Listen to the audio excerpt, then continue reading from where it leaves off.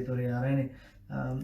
ਜਿਵੇਂ ਤੁਸੀਂ ਦੇਵ ਹੁਣਾਂ ਦੀ ਗੱਲਬਾਤ ਤੋਂ ਸੁਣਿਆ ਕਿਵੇਂ ਪਰਿਵਾਰ ਨੇ ਆਪਣਾ ਜਿਹੜਾ ਪ੍ਰਵਾਸ ਹੈ ਉਸ ਨੂੰ ਹੰਢਾਇਆ। ਨਾਲ ਦੇ ਨਾਲ ਇਹਨਾਂ ਦੇ ਫਾਦਰ ਸਾਹਿਬ ਜਿਹੜੇ ਸਨ ਉਹਨਾਂ ਨੇ ਕੈਮਰਨ ਤੋਂ ਆਪਣਾ ਸਫ਼ਰ ਜਿਹੜਾ ਸ਼ੁਰੂ ਕਰਕੇ ਤੇ ਜਿੱਥੇ ਕੈਟਲ ਜਿਹੜੀ ਹੈ ਖਾਸ ਕਰਕੇ ਗਾਈਆਂ ਉਹਨਾਂ ਨੂੰ ਵੇਚਣ ਦਾ ਕੰਮ ਵੀ ਕੀਤਾ।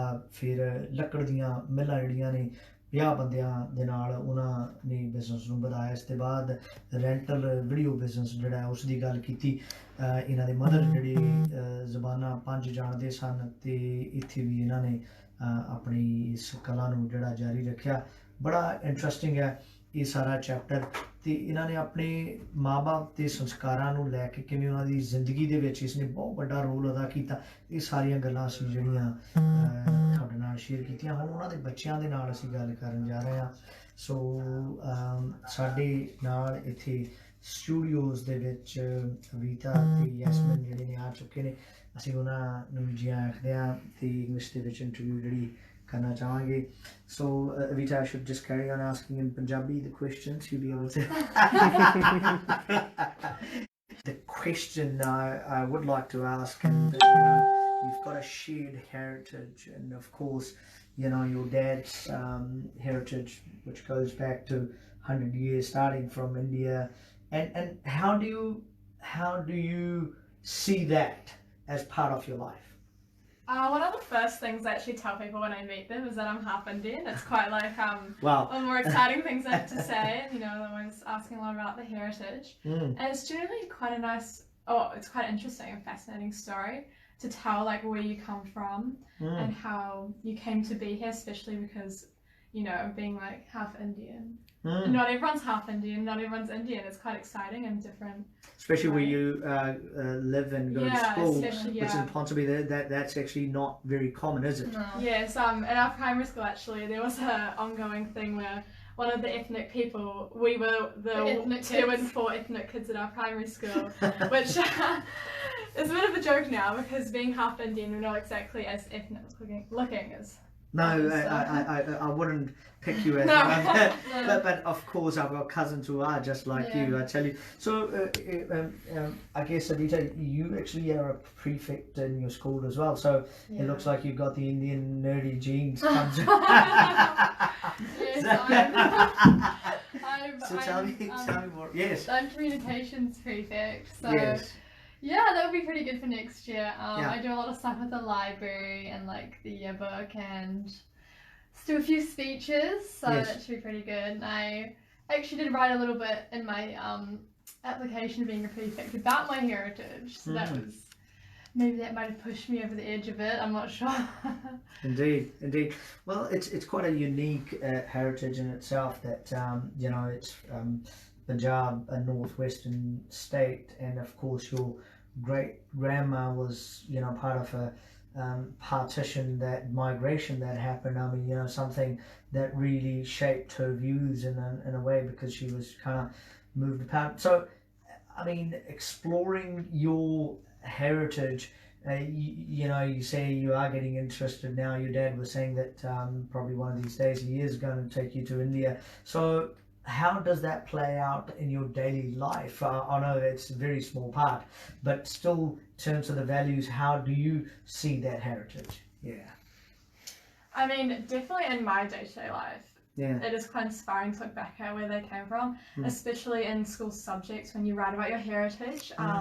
It's such like an interesting story to tell and get involved. Yeah, I just did a piece of creative writing actually on the petition of India, narrated by our grandma. So it definitely comes into play a lot, like with school stuff completely. Indeed, and I guess moving forward, and I guess going through that phase where your dad probably will pass on a lot of values, and of course your mum's side will come through.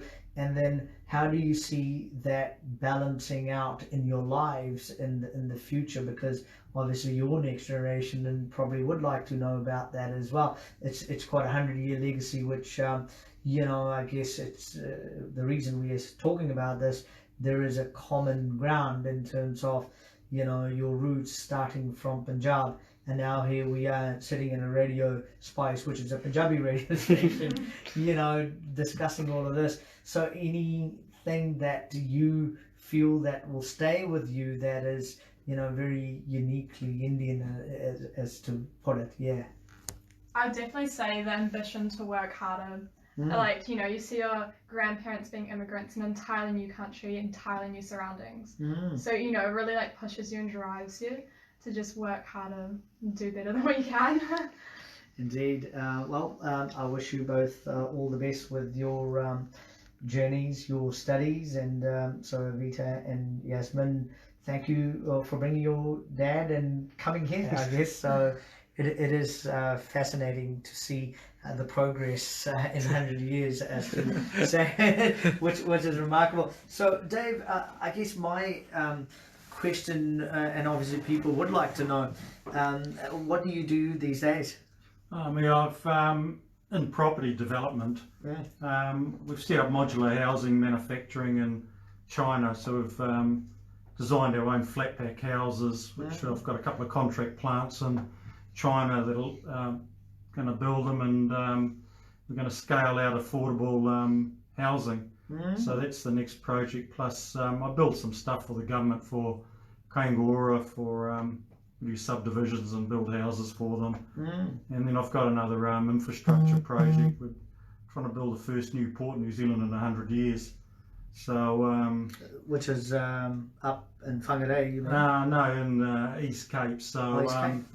yeah, you know, so you may as well, you know, I'm getting old, so I decided to may as well give it a nudge, one last nudge, and try to put on some big projects that push the boundaries and the edges, and you know, yeah, because you know we've got an entrepreneurial background from our heritage, and you know, so we're trying to like just try to do that. And you know, and when we had the video shops, we were quite successful, and we used to win a lot of the national retail awards. You know, 27 we won Enterprise New Zealand regional award, lost the nationals to Michael Hill Jeweller. Wow. So we used to best video chain in the country. So we used to win quite a bit of stuff. IDG Innovator of the Year runner up in 2000. So we do a lot of that stuff. So now the next stage is really trying to come up with a housing solution, which everyone tries. But you know, so come up, see if we can, you know, give another couple of projects. And see how we go with those. Well, you certainly got the right government to back you up on that, isn't it? Wow. This is Labour's pet project, isn't it? Wow, so it's all government's pet project globally, because it's the same problem over the entire world. No one can afford to build houses, so yes, you know, it's probably the same amount of people trying to do what I'm doing is trying to come up with a COVID-19 vaccine. Lots of people trying. Indeed, you know, one or two might get there. Indeed. Dave, thank you for your time. Thank you, girls, for coming over. And it was a pleasure doing this interview, and many more to come. And I guess it's a never-ending journey, but very fascinating how far you've come in all the aspects, especially your entrepreneurial legacy. The family started against all the odds, you know, starting from Whakatane. I mean, it's middle of nowhere, really. You know, I've got my uncle's got a little bat in Pukehina just down the road, and I always say, what, you know, middle of nowhere, what the hell? But then you guys just pushed it even further, and you know, it's a land which is full of all sorts of people. Sounds like my father and your grandfather probably cut scrub together. Yes, in Tamarunui. Tamarunui would have been the case.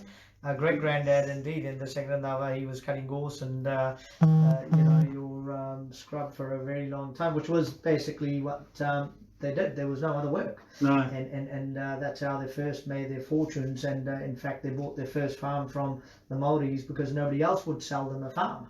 Yeah, well, that's probably, that doesn't surprise me at all. Yeah, so that's in Ohura, which is not too far down from where Judith Collins' mum is, just 2 doors down. So yeah, it's a small world. But Dave, once again, I guess any message for people who are watching this, and this is going to be archived into the Punjab to Aotearoa stories, journeys, which we will have available for our next generation to revisit. So this is your moment. I think just take the best qualities of your heritage Yes. and build on them, and just know that there's plenty of other people in the same position, and it doesn't kill you, makes you stronger. Wow, those are quite heavy words. So ਹੁਣੇ ਤੁਸੀਂ ਜਿੱਥੇ ਦੁਆਬੇ ਦੀ ਧਰਤੀ ਤੋਂ ਉੱਠ ਕੇ ਫਰਮਾ ਪਰਿਵਾਰ ਜਿਹੜਾ ਇੱਥੇ ਨਿਊਜ਼ੀਲੈਂਡ ਦੇ ਵਿੱਚ ਆਉਣ ਵਿੱਚ ਰਿਹਾ, ਉਹਨਾਂ ਟਾਈਮਾਂ ਦੇ ਵਿੱਚ ਕੁਛ ਉਹਨਾਂ ਦੇ ਕੋਲ ਮੇਰੇ ਖਿਆਲ ਲੈ ਕੇ ਸ਼ਾਇਦ ਇੱਕ ਰੁਪਈਆ ਵੀ ਨਹੀਂ ਆਏ ਹੋਣਗੇ ਜਦੋਂ ਤੱਕ ਇੱਥੇ ਪਹੁੰਚੇ, ਲੇਕਿਨ ਅੱਜ ਉਹਨਾਂ ਦੀ ਔਲਾਦ ਜਿਹੜੀ ਹੈ ਕਰੋੜਾਂ ਦੇ ਵਿੱਚ ਖੇਡਦੀ ਹੈ, ਕਿਉਂਕਿ ਲਾਈਫ ਇਹਨਾਂ ਦੀਆਂ ਵੈਲਿਊਜ਼ ਜਿਹੜੀਆਂ ਮਿਹਨਤ ਕਰਨੀ, ਪੰਜਾਬੀਆਂ ਦੀ ਮਿਹਨਤਕਸ਼ ਜਿਹੜੇ ਲੋਕ ਨੇ ਤੇ ਰਿਸਕ ਲੈਂਦੇ ਨੇ, ਉਸ ਦਾ ਪ੍ਰਤੱਖ ਪ੍ਰਮਾਣ ਜਿਹੜਾ ਤੁਸੀਂ ਇਸ ਪਰਿਵਾਰ ਦੀ ਜਿਹੜੀ ਲੈਗਸੀ, ਇਸ ਦੀ ਜਰਨੀ ਹੈ ਉਸ ਦੇ ਵਿੱਚ ਦੇਖ ਰਹੇ ਹੋ। ਬੜੀ ਸ਼ਕਤੀ ਮਿਲਦੀ ਹੈ ਇਹਨਾਂ ਦੀ ਸਟੋਰੀ ਸੁਣ ਕੇ ਕਿ ਤੁਸੀਂ ਕੀ ਨਹੀਂ ਹਾਸਲ ਕਰ ਸਕਦੇ। ਸੋ ਦੇਖਣਾ ਜਿਹੜੇ ਪ੍ਰੋਜੈਕਟਸ ਇੱਥੇ ਖਾਸ ਕਰਕੇ ਘਰ ਜਿਹੜੇ ਨੇ ਅਫੋਰਡੇਬਲ ਹਾਊਸਿੰਗ ਦੇ, ਉਸ ਦੇ ਵਿੱਚ ਪੰਜਾਬੀਆਂ ਦੀ ਛਾਪ ਜਿਹੜੀ ਨਾਲ ਨਾਲ ਜਾਏਗੀ, ਤੇ ਪ੍ਰੋਪਰਟੀ ਬਿਲਡਿੰਗ ਦੇ ਵਿੱਚ ਨੈਚੁਰਲੀ ਇਹਨਾਂ ਨੇ ਆਪਣੀ ਸਾਖ ਜਮਾਈ ਹੈ। ਇੱਕ ਛੋਟੀ ਜਿਹੀ ਬ੍ਰੇਕ ਦੇ ਬਾਅਦ ਚ ਆਉਂਦੇ ਆ ਰੇਡੀਓ ਸਪਾਈਸ ਦੇ ਉੱਤੇ। ਆਵਾਜ਼ਾਂ ਨੇ ਗੁਰਦਾਸ ਮਾਨ ਦੀਆਂ, ਦਿਲਜੀਤ। ਸਾਰਿਆਂ ਨੂੰ ਜਿਸ ਵੀ ਮਾਧਿਅਮ ਰਾਹੀਂ ਤੁਸੀਂ ਸਾਨੂੰ ਦੇਖ ਰਹੇ ਹੋ, ਸੁਣ ਰਹੇ ਹੋ, ਤੇ ਤੁਹਾਡਾ ਸਾਰਿਆਂ ਦਾ ਇਸਤਕਬਾਲ ਕਰਦੇ ਹਾਂ ਤੇ ਧੰਨਵਾਦ ਸਮਾਂ ਕੱਢਣ ਦੇ ਲਈ। ਜਿੱਦਾਂ ਕਿ ਪਹਿਲਾਂ ਆਪਾਂ ਮੈਂਸ਼ਨ ਕੀਤਾ ਹੈ ਪਿਛਲੇ ਵੀਕ ਤੋਂ ਹੀ ਕਿ ਅਸੀਂ ਇੱਕ ਲੜੀ ਸ਼ੁਰੂ ਕੀਤੀ ਹੈ ਜਿਸ ਦਾ ਨਾਮ ਹੈ ਪੰਜਾਬ ਟੂ ਔਤੇਰੋਆ, ਤੇ ਉਸ ਦੇ ਤਹਿਤ ਅਸੀਂ ਹਰ ਵੀਕ ਜਿੱਦਾਂ ਮੰਗਲਵਾਰ ਨੂੰ ਤੁਹਾਡੇ ਨਾਲ ਕੋਈ ਨਾ ਕੋਈ ਜਿਹੜੀ ਪੁਰਾਣੀ ਫੈਮਲੀਆਂ ਦੇ ਅੱਗੇ ਉਹਨਾਂ ਦੇ ਮੈਂਬਰਾਂ ਨੂੰ ਤੁਹਾਡੇ ਨਾਲ ਰੂਬਰੂ ਕਰਾਵਾਂਗੇ, ਤੇ ਉਸ ਦੇ ਨਾਲ ਹੀ ਜਿਹੜੀਆਂ ਉਹਨਾਂ ਦੀ ਸਟੋਰੀਆਂ ਨੇ ਸਟਰਗਲ ਟਾਈਮ ਦੀਆਂ, ਵੀ ਉਹ ਕਿੱਦਾਂ ਇੱਥੇ ਐਸਟੈਬਲਿਸ਼ ਹੋਇਆ ਜਾਂ ਜੋ ਵੀ ਇਹ ਚੰਗੇ ਮਾੜੇ ਹਾਲਾਤ 'ਚ ਗੁਜ਼ਰੇ ਨੇ, ਤੇ ਅੱਜ ਉਹ ਉਹਨਾਂ ਦੀ ਅੱਗੇ ਫੈਮਲੀਆਂ ਕਿਸ ਤਰ੍ਹਾਂ ਰਹਿ ਰਹੀਆਂ ਨੇ। ਸੋ ਅਸੀਂ ਉਹਨਾਂ ਨੂੰ ਕੁਛ ਨਾ ਕੁਛ ਸਿੱਖਣ ਦੀ ਕੋਸ਼ਿਸ਼ ਕਰਾਂਗੇ। ਸੋ ਅੱਜ ਸਾਡੇ ਨਾਲ ਨੇ ਦੇਵ ਭਾਜੀ, ਜੋ ਜਿਨ੍ਹਾਂ ਦੀ ਫੈਮਲੀ ਫਕਤਾਨੀ ਤੋਂ ਨੇ। ਸੋ ਅਸੀਂ ਰੂਬਰੂ ਕਰਦੇ ਹਾਂ ਸਮਾਂ ਨਾ ਥੋੜਾ ਗਵਾਉਂਦੇ ਹੋਏ, ਤੇ ਆਪਾਂ ਗੱਲਬਾਤ ਸ਼ੁਰੂ ਕਰਦੇ ਹਾਂ। ਓਵਰ ਟੂ ਯੂ ਭਾਜੀ। Thank you. ਸ਼ੁਕਰੀਆ, ਥੈਂਕ ਯੂ। ਹਰਜੋਤ ਹੋਣਾ ਨੇ ਪਿਛਲੇ ਹਫ਼ਤੇ ਖਾਸ ਕਰਕੇ ਪੰਜਾਬ ਤੋਂ ਆਏ ਹੋਏ ਸਾਡੇ ਜਿਹੜੇ ਪੰਜਾਬੀ ਨੇ ਇੱਥੇ, ਉਹਨਾਂ ਦੀ ਗੱਲਬਾਤ ਕੀਤੀ ਸੀ। ਬੜੀ ਇੰਟਰਸਟਿੰਗ ਗੱਲਬਾਤ ਸੀ, ਜਿਸ ਦੇ ਵਿੱਚ ਖਾਸ ਕਰਕੇ ਉਹਨਾਂ ਨੇ ਕੀ ਮਾਹੌਲ ਸੀ ਉਸ ਸਮੇਂ ਦਾ, ਕੌਣ ਪਹਿਲੋਂ ਆਇਆ, ਕਿਉਂ ਆਇਆ, ਕਿੱਥੋਂ ਚੱਲ ਕੇ ਆਇਆ, ਇਹ ਸਾਰਾ ਕੁਝ W.H. ਮੈਕਲਾਉਡ ਨੇ ਵੀ ਕਵਰ ਕੀਤਾ। ਤੇ ਫਿਰ ਕਿਤਾਬ ਜਿਹੜੀ ਸੀਗੀ ਭੁੱਲਰ ਅੰਕਲ ਜਿਹੜੇ ਨੇ ਉਹਨਾਂ ਨੇ ਜਿਹੜੀ ਖਾਸ ਕਰਕੇ ਕਵਰ ਕੀਤੀ ਸਾਡੇ ਨਾਲ। ਆਪਾਂ ਜਾਣਦੇ ਹਾਂ W.H. ਮੈਕਲਾਉਡ ਨੇ ਪੰਜਾਬ ਤੋਂ ਔਤੇਰੋਆ, ਉਸ ਦਾ ਨੈਕਸਟ ਚੈਪਟਰ ਇੱਕ ਕਿਸਮ ਦਾ ਅਸੀਂ ਜੋੜਦੇ ਹੋਏ। ਸੋ ਇਸਤਕਬਾਲ ਕਰਦੇ ਹਾਂ ਜਿਹੜੇ ਸਾਡੇ ਇੱਥੇ ਮਹਿਮਾਨ ਆਏ ਹੋਏ ਨੇ। ਇੰਟਰਵਿਊ ਜਿਹੜੀ ਹੈ ਨੈਚੁਰਲੀ ਇੰਗਲਿਸ਼ ਦੇ ਵਿੱਚ ਅਸੀਂ ਕਰਨੀ ਹੈ। Dave, welcome to Radio Spice. Hello. Come on through. So first of all, with the family, welcome to your bigger fire now, and thank you for taking time to be here. Now, I guess before we begin, Dave, I guess we must acknowledge it's been more than 100 years for your family since your forefathers migrated to New Zealand, and in fact, it is quite a milestone. And there's a lot that's gone on, so we must first celebrate your heritage in a way that you're still here, because there are a lot of them who are actually not here.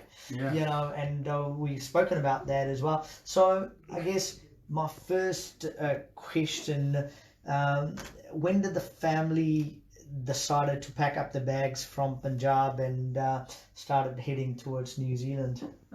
My father, from what he told me, Yes. he was a tailor in the British Army. Right. And because from his area, Punjab Bandala, Yes. there were 6 of them that came to New Zealand, really, and they came on a ship. And I remember him saying they stopped in Shanghai and a few other places, and finally ended up in Auckland. And I think they went down to Tamaranui, and there must have been a Punjabi family down there that was on a farm, and they all started scrub cutting.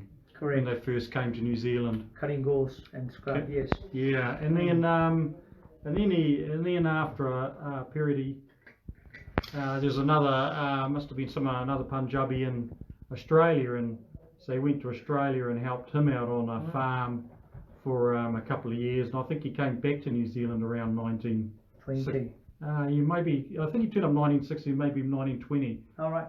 Back to New Zealand. So around then, and then so he started, and he said to, what I recall is he said the Great Depression struck.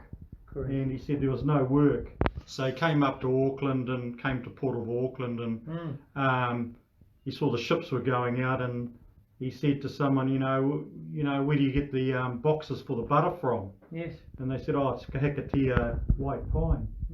And so then he went down to the King Country, and they started chopping down by hand the white pine, the Kahikatea trees. And they used to, I remember we had a big saw in our garage, must have been 2 meters long, one person on each side, and they used to cut them down. So anyway, they cut the trees down, and at one stage a tree fell on him in the bush, broke his back. And a Māori family took him in and for 6 months in the bush until he could walk again, and he walked back out of the bush. So it's all pretty tough times back then. And then he ended up in the bottom of the Uriras around the Mamakoos and set up, started sawmilling there.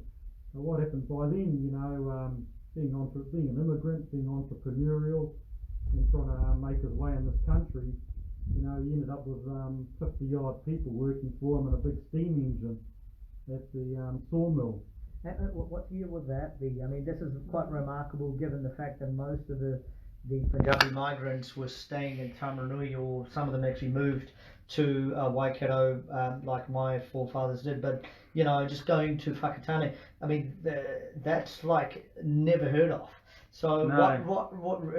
I mean, how did that really transpire? I think after the sawmill, he started selling beef cows, and then the land in the Rangataiki Plains outside Whakatane, a lot of that ground was flat, but it's all floodplains and it was all swamp. Right. So he drained 600 acres of the flat land and turned it into farmland. So they dug big drains in and drained it. So he ended up with all this farmland. And then the Second World War happened, and because they're farmers, they didn't have to go to war. They were, essential workers. So after the war, the government wanted to repatriate all the returning soldiers. So they compulsorily acquired most of the farm. They got left as a couple of hundred acres, and the rest of it got taken by the government and for resettling soldiers.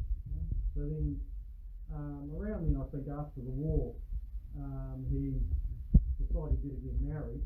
He didn't have children, and so then he went back to India, and my mother found my mother and brought her back over.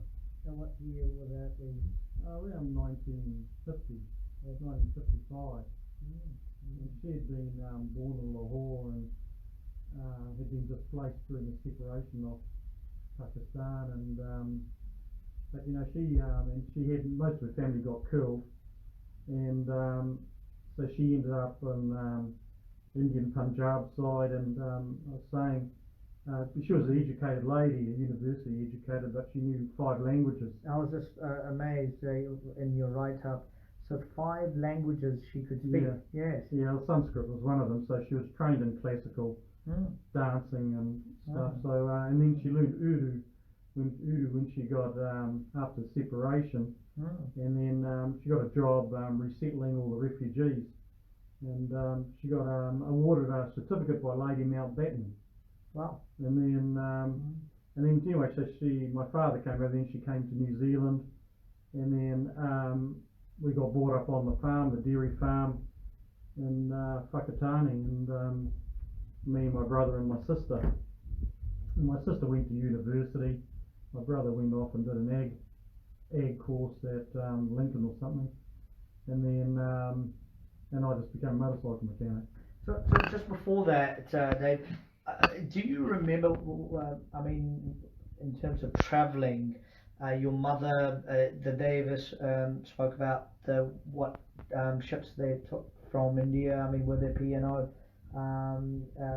What kind of journeys did they speak about? No, I got. Funny enough, I got a certificate on.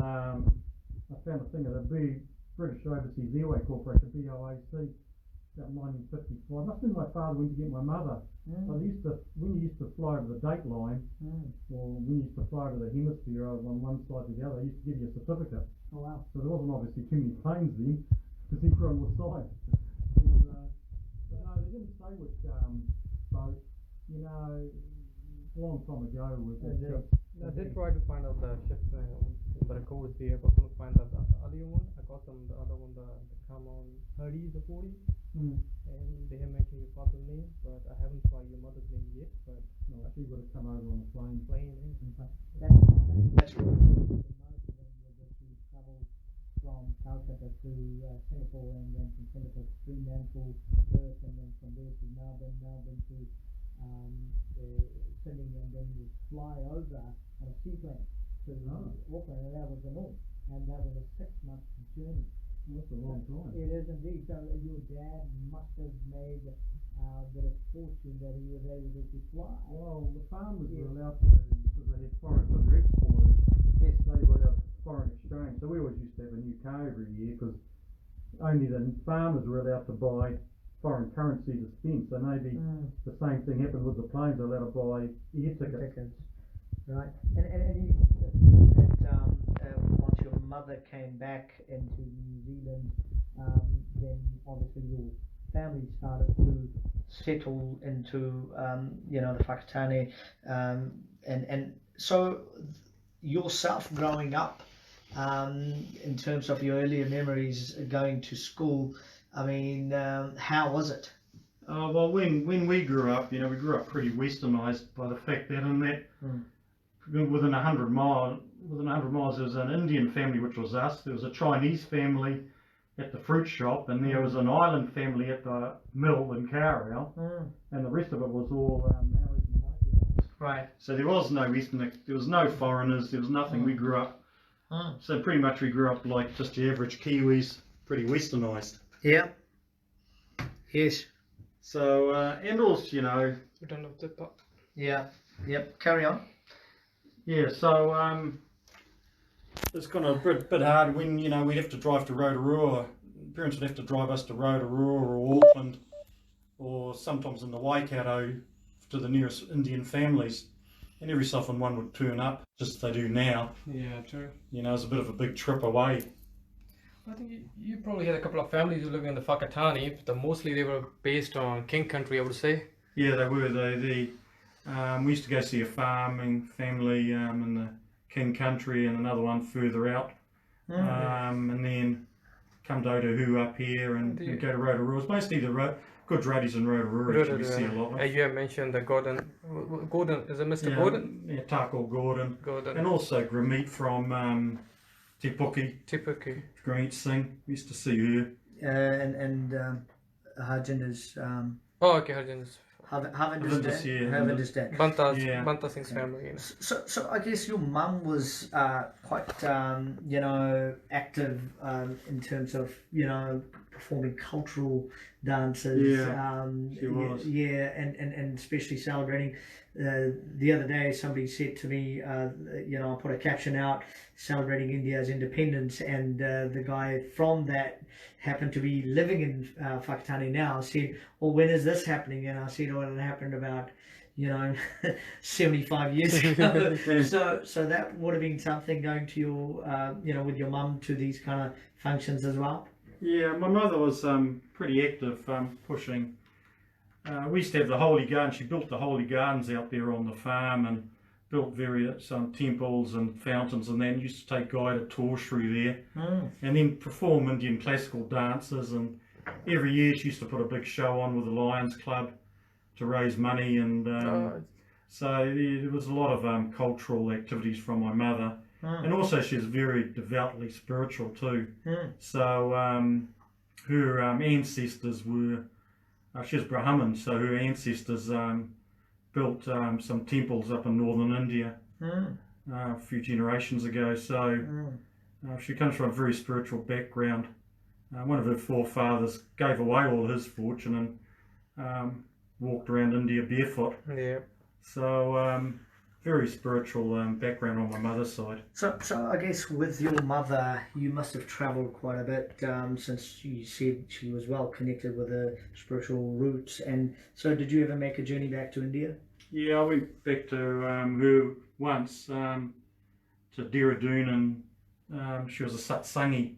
All right. So, well, once I went, unfortunately we didn't go more, so I only went over once. I've been meaning to take the kids here, but we just haven't got to it. And most of our relatives live in England. All right. Some of them live in the US. Mm. So there's a few around Chandigarh on my mother's side, but they're quite distant. Mm. So there's not too many people left back in India. No. So I guess going back to yourself growing up through getting education and then starting your own business, there are a lot of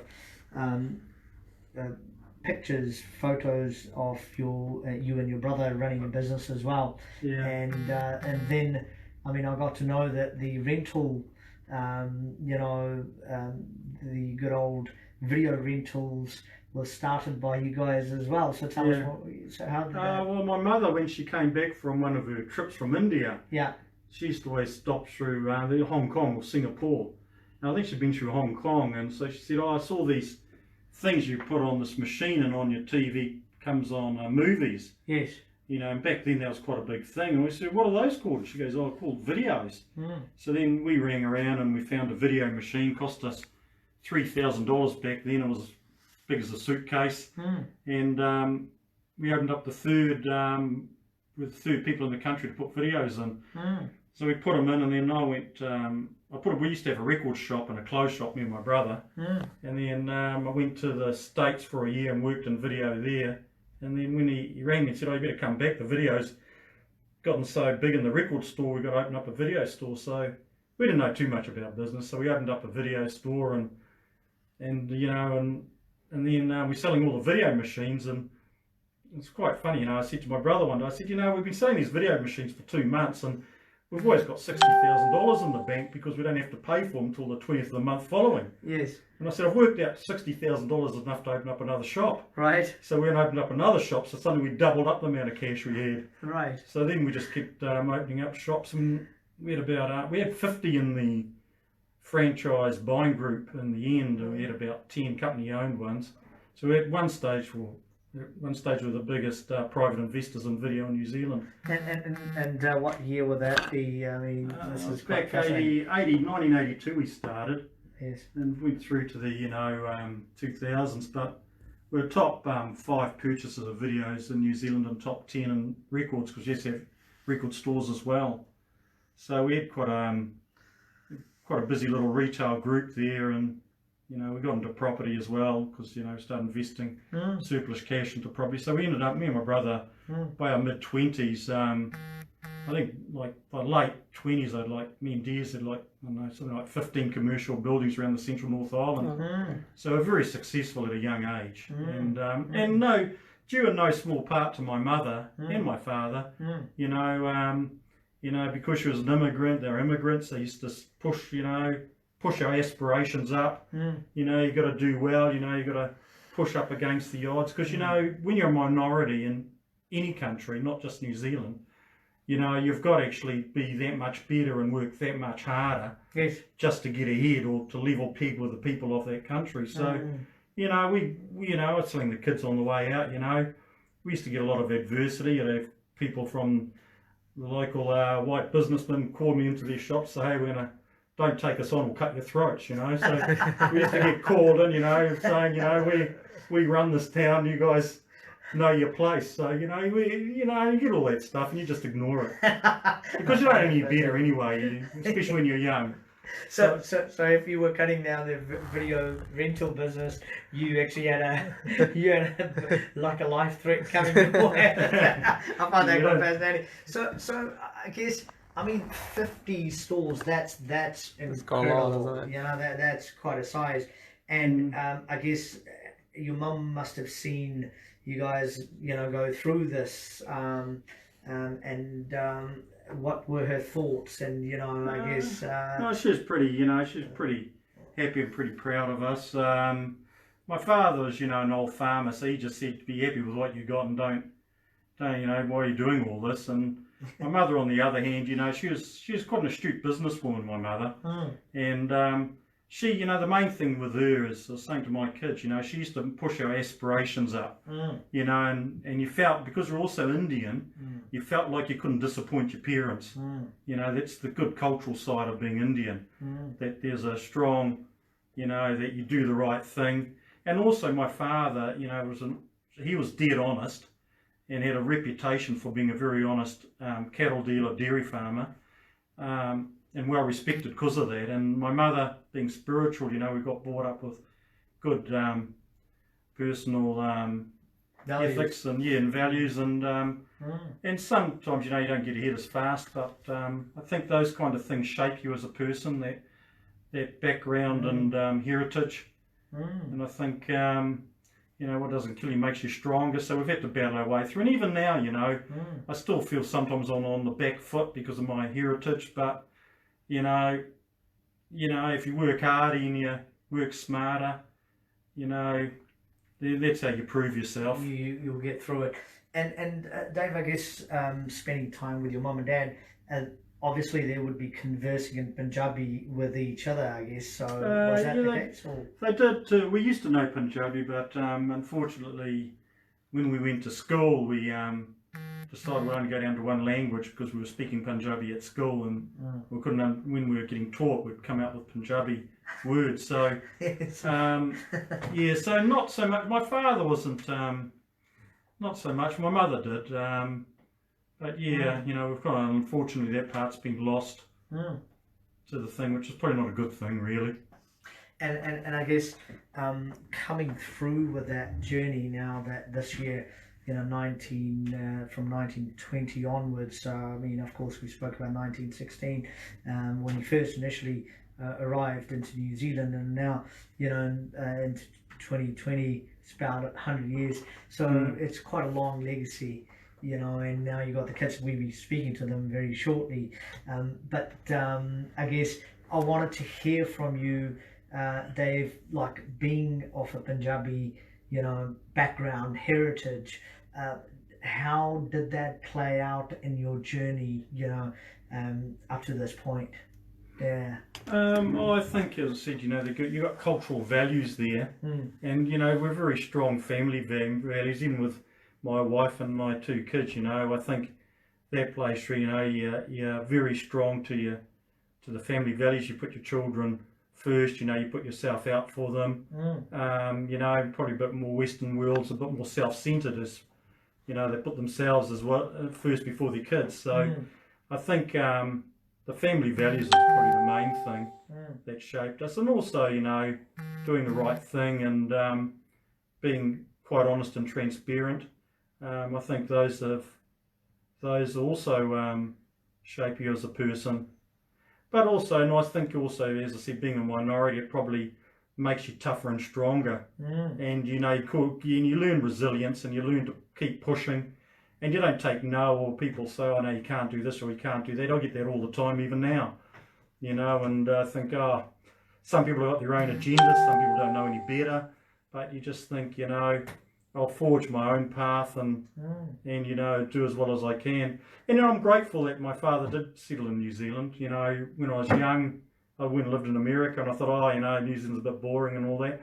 But this is a great country, you know. It's and if you're a minority, it's as good a country as probably any other country in the world, you know, for a minority. So, you know, it's a beautiful country too. It's outstandingly beautiful, and the people, by and large, are nice, and, you know, you can trust a New Zealander unless they prove otherwise, whereas overseas, they've got to prove that they're trustworthy, and you don't trust them until they prove they're trustworthy. So, you know, I think, yeah, no, I like New Zealand. I love Auckland too. I think it's a great city. You're probably the first one to say that. No, just kidding. We will come back to this fantastic